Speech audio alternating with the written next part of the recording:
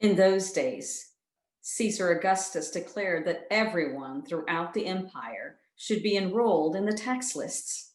This first enrollment occurred when Quirinius governed Syria. Everyone went to their own cities to be enrolled.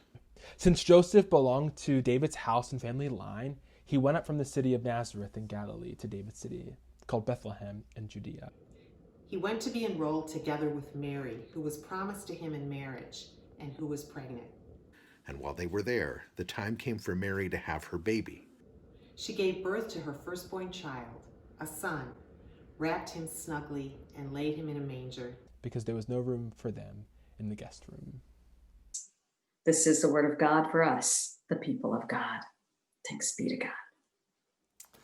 Hey friends, it's Danny, and I want to wish you a Merry Christmas on behalf of myself and the entire Hot Thoughts family. Even got into the Christmas spirit. I replaced my hot sauces with the nativity set to get into the Christmas spirit. But I do want to wish you a Merry Christmas and give you a quick word of encouragement, because I know this Christmas is different than any other that we've experienced. If you're religious, right, you probably would have spent this Christmas in a church. You would have been with your church family in your building. You would have been passing the candlelight. You would have been sharing in communion, hearing a message, singing your favorite songs. And this year, that's not happening.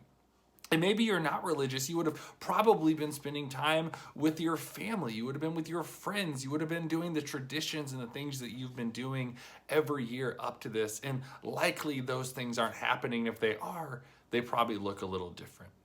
This year has been a year of things looking different. A year of things not going according to plan. A year that has often felt distant, separated, disjointed, and at times very painful.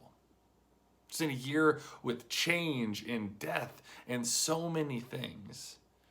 One that it's sometimes hard to find the hope through the darkness.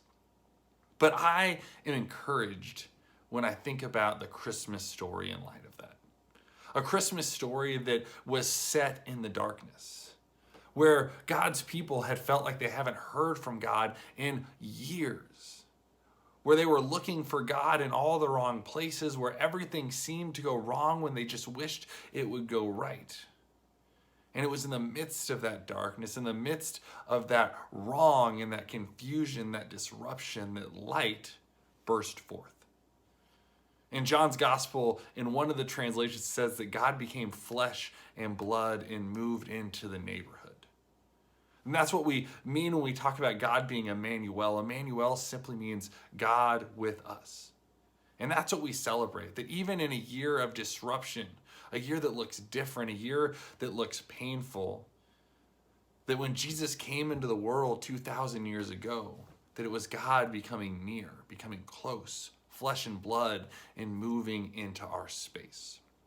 And so my word of hope and encouragement for you this Christmas season is, even though it looks different, I know it's likely confusing, likely painful in many different levels.